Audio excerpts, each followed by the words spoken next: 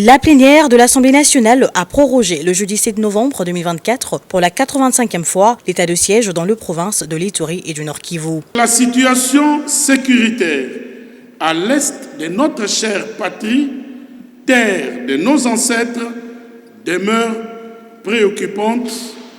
En conséquence, la prorogation de ce régime d'exception s'avère indispensable. C'est sans débat que les élus nationaux ont procédé au vote du projet de loi portant prorogation de l'état de siège sur une partie de la République. La majorité de ces représentants du peuple ont adhéré à une motion du député national Méchek Mandefou qui a estimé que les élus nationaux reviennent souvent sur les mêmes questions et revendications à chaque sollicitation de la prorogation de l'état de siège par le gouvernement. Ils ont ainsi tous estimé qu'il était préférable de procéder à un vote sans débat, réservant leurs revendications à l'évaluation tant attendue.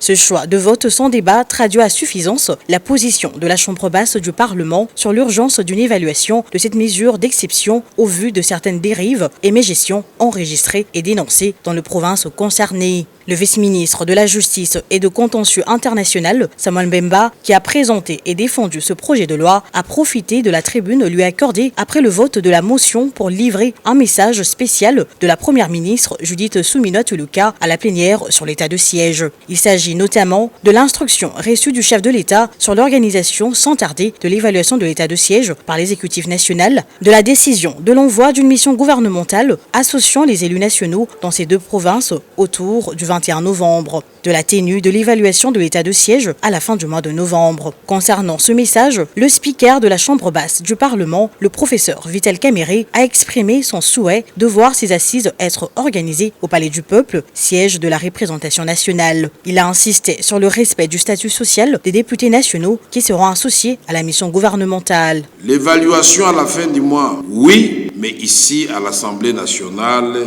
la représentation du peuple, la première ministre sera à l'aise avec son gouvernement. Ensemble, nous allons évaluer l'état de siège en toute transparence et nous allons atterrir. Et ça va rendre même inutile l'évaluation de l'Assemblée elle-même. Voilà, nous ferions à ce moment-là d'une pierre deux coups.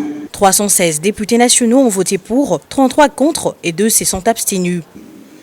Au vu du résultat des votes, l'Assemblée plénière déclare recevable le projet de loi portant autorisation de la prorogation de l'état de siège sur une partie du territoire de la République démocratique du Congo.